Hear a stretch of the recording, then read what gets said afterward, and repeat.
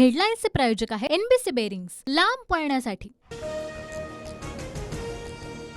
गुवाहाटीतील हॉटेलमध्ये आमदारांकडून एअर होस्टेसच्या विनयभंगाचाही प्रयत्न, असीम सरोदेंचे गंभीर आरोप।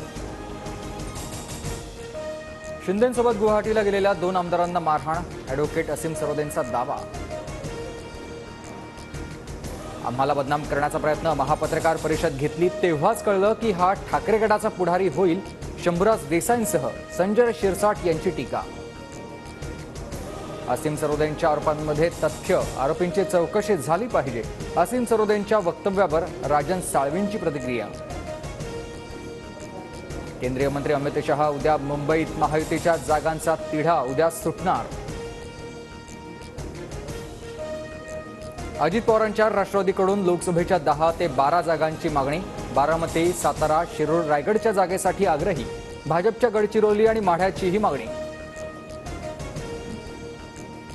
माझ्या उमेदवारीचा संभ्रम नव्हता, माझी उमेदवारी निश्चित, काही लोकांच्या वक्तव्याला पक्ष महत्त्व देणार नाही, भावना गवळींची अप्रत्यक्षपणे संजय राठोडांवर टीका।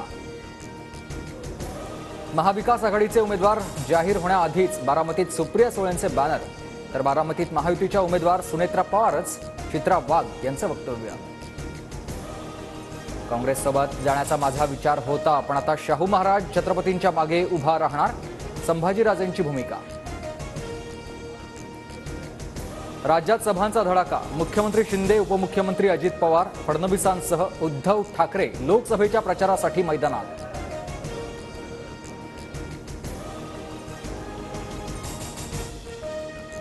निवडणुकीआधी भाजप नेत्यांकडून ट्विटर हँडलवरील बायोमध्ये बदल, नावापुढे मोदी का परिवार असा उल्लेख, जेपी नड्डा, अमित शहा आणि गडकरींकडून ट्विटरवरील बायोमध्ये बदल।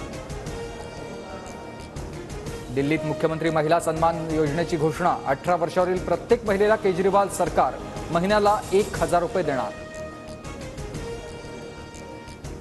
हेडलाईन्सचे प्रायोजक आहे एनबीसी बेरिंग्स, लांब पळण्यासाठी।